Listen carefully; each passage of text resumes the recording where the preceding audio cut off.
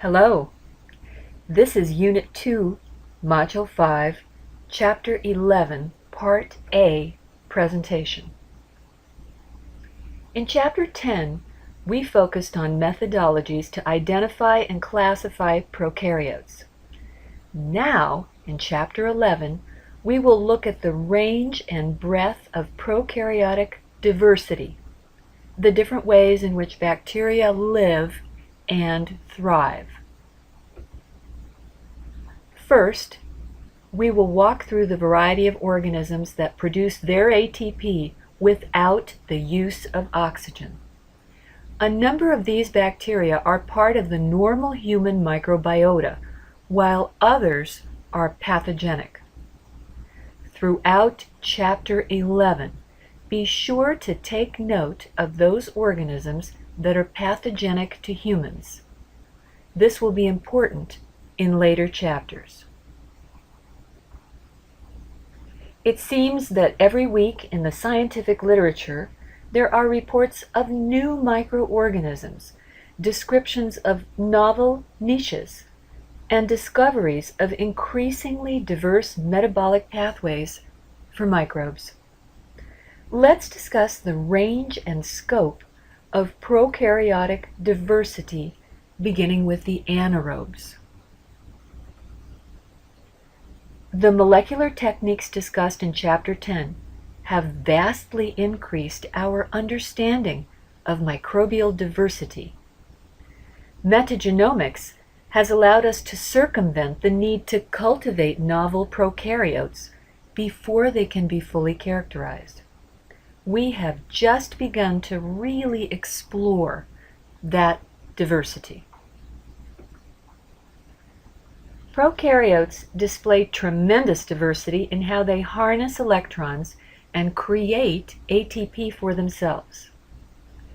Table 11.1 from your text lists representative prokaryote species which illustrate the range of metabolic energy harvesting strategies. A number of these are included because they affect human health, including Clostridium, Yersinia, and Mycobacterium, just to name a few.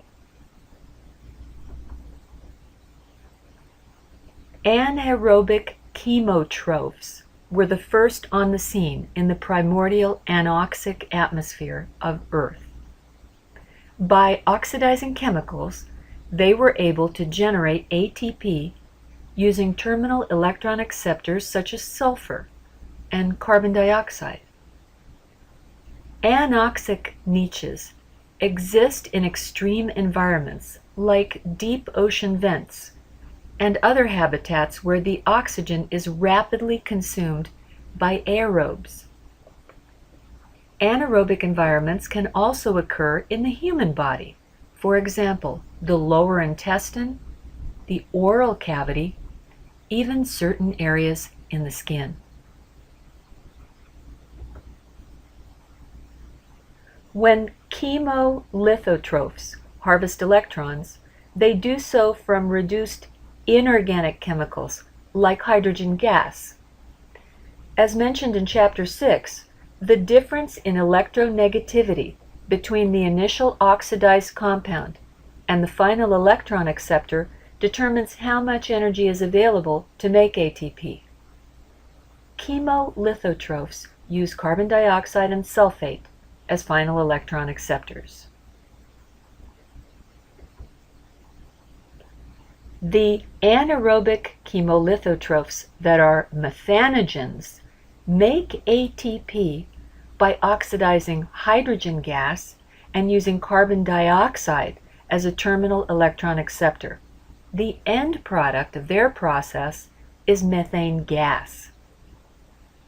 Methanogen bacteria are used in the industrial production of methane.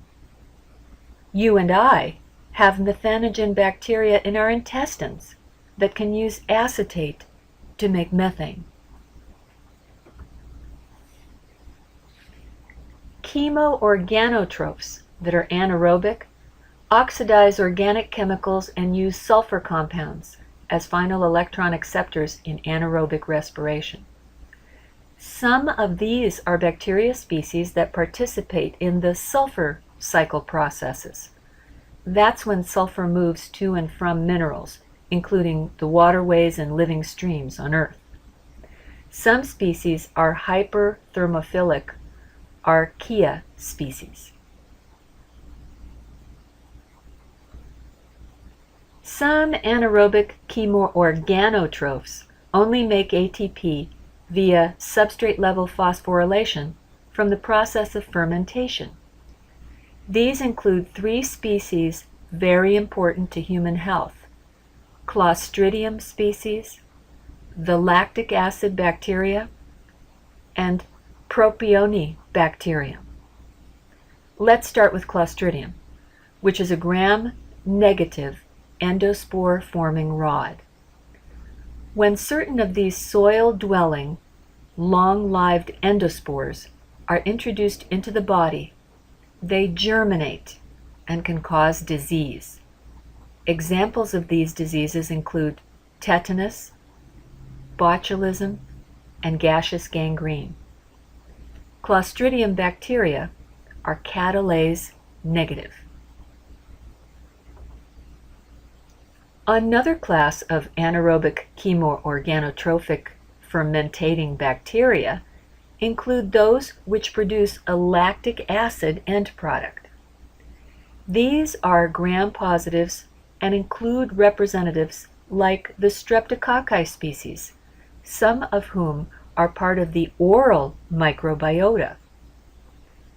Some are very pathogenic, like Streptococcus pyogenes. Some participate in maintaining an environment protected from infection, like the lactobacilli in the vagina. Then there are the Lactococcus species, used in producing fermented milk products, and Enterococcus species.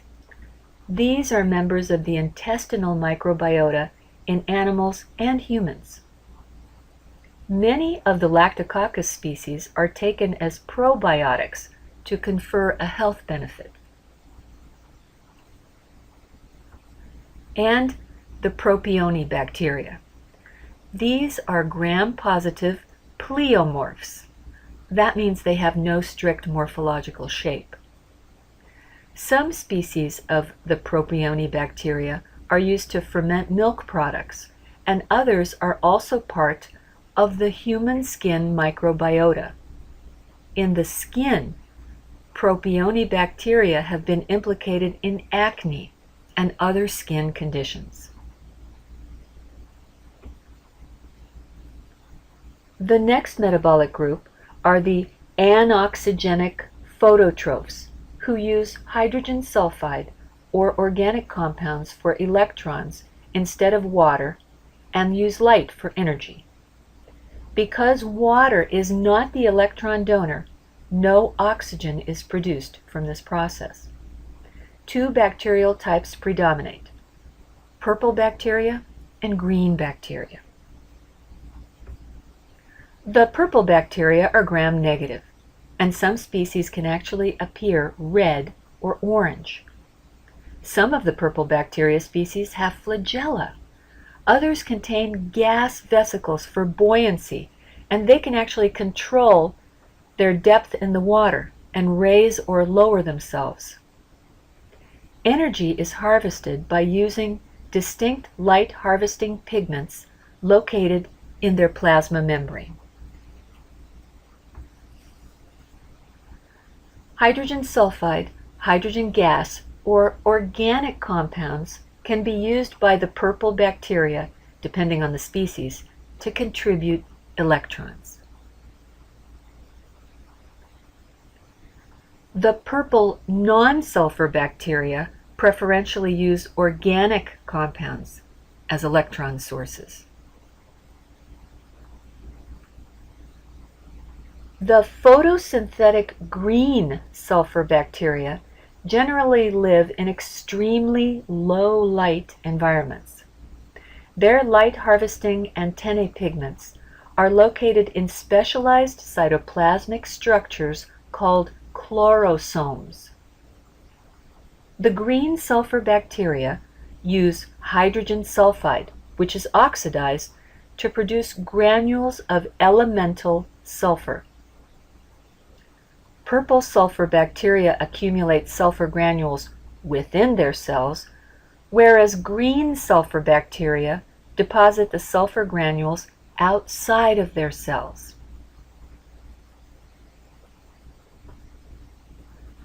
The filamentous anoxygenic phototrophic bacteria are characterized by multicellular arrangement and gliding motility. They're able to move over surfaces without the use of flagella, and this motility can characterize them. Although they are green, their 16S ribosomal RNA sequence places them outside of the rest of the green bacteria phylogeny. Lastly, besides having a unique bacteriochlorophyll, but no chlorosome, the green bacteria of the Heliobacterium genus can also form endospores. Heliobacteria require organic carbon sources, are exclusively anaerobic, and are avid nitrogen fixers. This slide contains questions to reflect upon and use the presented information.